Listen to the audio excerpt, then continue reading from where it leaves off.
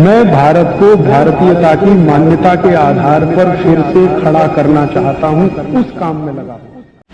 हमारे देश में अब मुझे ये समझ में आने लगा है कि किसी भी भारतीय नागरिक को चिकित्सा सुविधा की जरूरत नहीं है, चिकित्सकीय ज्ञान की जरूरत है। हेल्थ फैसिलिटीज नहीं चाहिए, नॉलेज चाहिए। नॉलेज की बहुत कमी, और इतनी कमी है कि पढ़े लिखे लोग उससे ज्यादा पीड़ित हैं। छोटी छोटी बातें नहीं जानते। पानी को उबाल के पीना, ये इतनी छोटी सी बात है, लेकिन आज के समय की बीमारियों में सबसे इफेक्टिव है, खासकर 3 महीने की ये जो। तो आप उनको बता दो भैया पानी उबाल के पियो, उबाल के पानी पीने से क्या होता है वो समझा दो उनको, 10 मिनट में समझ में आ जाए। फिर उनसे कहो कि खाना खाते हो तो कुछ ये खाओ ये मत खाओ, क्योंकि दिनचर्या ऋतुचर्या जो आयुर्वेद की है ना, वो जरूर सीख लो। दिनचर्या और ऋतुचर्या जरूर सीखो, आयुर्वेद की बहुत आवश्यक है। और आपको मैं एक किताब का नाम बोल के जाता हूं, इसको पढ़ो। भगवत गीता जैसे पढ़ी जाती है, रामचरितमानस जैसे पढ़ी जाती है, उस किताब का नाम है अष्टांग हृदय। इसका एक दूसरा नाम भी है अष्टांग संग्रह, पुराना नाम अष्टांग हृदय। ये किताब का जो स्वस्थ व्रत है ना, वो ऐसे पढ़ो जैसे आप धार्मिक पुस्तक पढ़ते हो, और उसको बार बार पढ़ो तो याद हो जाएगा, कंठस्थ हो जाएगा। उसमें 2000 सूत्र हैं। ये सूत्र लोगों को बताना शुरू कर दो। छोटे छोटे सूत्र हैं, जैसे खाना खाने के बाद पानी मत पियो, स्वस्थ रहना है जिंदगी भर तो खाने के 1 घंटे के बाद पानी पियो। क्यों नहीं पिए वो आप सब जानते हो, सरल भाषा में उनको समझा दो। फिर उनको बोलो पानी पियो तो घूंट भर भर के पियो, सिप करके पियो, ताकि ज्यादा लार शरीर में जाए, वात पित्त कफ तीनों संतुलित रहे। ठंडा पानी कभी मत पियो। मैंने दुनिया में ठंडे पानी पीने वालों को बहुत देखा है। यूरोप और अमेरिका के लोग चिल्ड वाटर पीते हैं, बर्फ का पानी फ्रिज में रख के पीते हैं। परिणाम जानते हैं क्या होता है? सवेरे जब टॉयलेट रूम में जाते हैं तो 1-1 घंटे बाहर ही नहीं आते। उनको पूछो भाई तुम क्या कर रहे थे 1 घंटे वहां? तो कहते हैं न्यूज़पेपर पढ़ रहे थे, मैगजीन पढ़ रहे थे। क्यों पढ़ रहे थे? स्टूल पास नहीं होता। क्यों नहीं होता?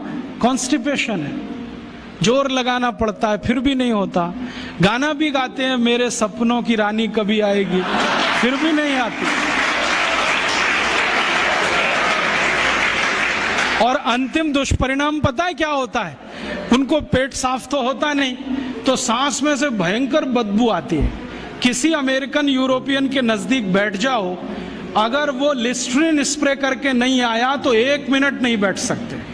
हर समय उनको माउथ फ्रेशनर स्प्रे करना पड़ता है, क्योंकि अंतड़ियां साफ नहीं है, कब्जियत है, मल भरा हुआ है, उसमें कचरा जमा है। फिर उनके पसीने में से भी बदबू आती है। क्यों? कब्जियत बहुत है। और पसीने की बदबू दूर करने के लिए डिओडोरेंट स्प्रे करते रहते हैं। और आप तो सब जानते हो कि अगर कब्जियत है तो बाल भी कड़क रहते हैं, तो उन कड़क बाल को सॉफ्ट करने के लिए क्या क्या सब करते हैं। शैम्पू लगाते हैं, शैम्पू के बाद पता नहीं क्या क्या लगाते हैं। ये सब वो जो करते हैं ना, उनकी मजबूरी है, स्टेटस सिंबल नहीं है। इसको अपने दिमाग से निकाल दो कि ये कोई स्टेटस सिंबल है। तो सरल भाषा में समझाओ, ठंडा पानी पीने से ये होता है, मत पियो, समझ जाएंगे। फिर उनको बोलो सवेरे उठो तो सबसे पहले पानी पियो। फिर उनसे बोलो खाना खाओ तो बैठ के खाओ, कभी भी खाना खाओ तो पूर्व दिशा में मुंह करके खाओ, सो तो पूर्व दिशा में। ये अष्टांग हृदय में इतने अद्भुत छोटे छोटी बातें हैं तो संस्कृत में है, लेकिन अब तो उसका हिंदी भी आने लगा है। तो हिंदी ले लो, हिंदी वर्जन ले लो, इसको पढ़ो, बार बार पढ़ो, और ये जाके गांव में सबको बताओ। फिर उनको कहो देखो ये तो है स्वस्थ रहने के लिए, अब तुम बीमार पड़ो तो बताओ तुम्हारी बीमारी क्या है। ये बीमारी है तो ये दवा है, ये बीमारी है तो ये दवा है। और मेरा आपसे एक निवेदन जरूर है कि अगर आप होम्योपैथी से भी इलाज करो तो उसकी मूल दवा जरूर बता दो। उनको ये ग्रीक और रोमन नाम में मत फंसाओ।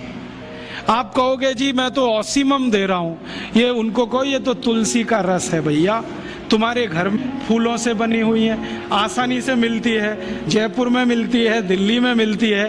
भंडारी वालों को अक्सर ऑर्डर दे के रखो, हमको इतनी भेजो। उनको जो पता चल गया कि आप प्रचार के लिए कर रहे हो तो मुफ्त में भी दे देंगे आपको।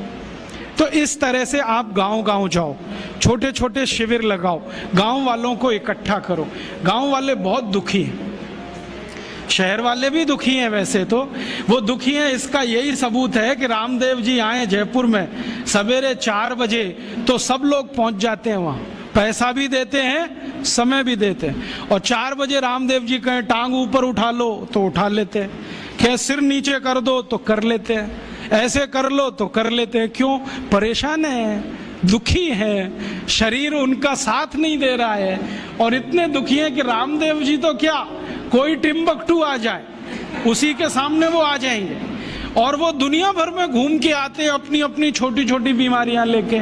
तो इन जो दुखी लोगों का थोड़ा थोड़ा आप मदद कर दो इलाज के रूप में, ये सब आपके भगत हो जाएंगे।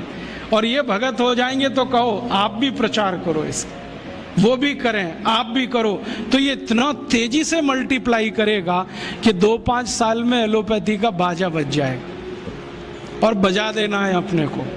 हाँ, ये संकल्प लेके चलो कि इनका बाजा हमको बजाना है।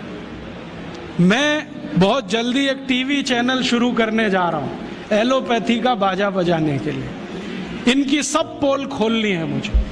हाँ, इनकी इतनी पोल हैं मेरे पास, कम से कम 1,500 से ज्यादा डॉक्यूमेंट्स हैं जो एलोपैथी के गंदेपन को सिद्ध करने वाले हैं, इनकी निकृष्टता को सिद्ध करने वाले हैं।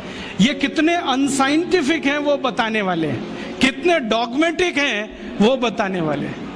मेरे पास ऐसे बहुत इंटरव्यूज हैं बड़े बड़े डॉक्टरों के, वो कहते हैं कि हम कोई डायग्नोसिस नहीं करते, तीर मारते, लग गया तो ठीक, नहीं तो तुक्का। और वो कहते हैं हम तो एक ही सिद्धांत पे काम करते हैं, trial and error, trial and error, देते जाओ गलतियां करते जाओ, देते जाओ गलती, भले मर जाए पेशेंट उसमें। हमारे पास तो कम से कम ये नहीं है ट्रायल एंड एरर वाला।